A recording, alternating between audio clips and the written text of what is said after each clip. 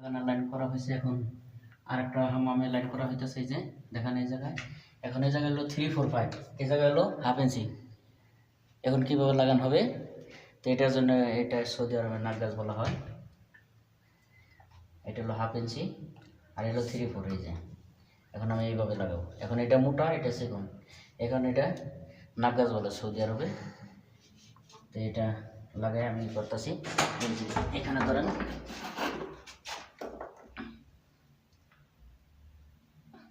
এই সমস্ত জিনিস না জানা থাকলে বাদে কাজ করা গেলে বাদে সমস্যা।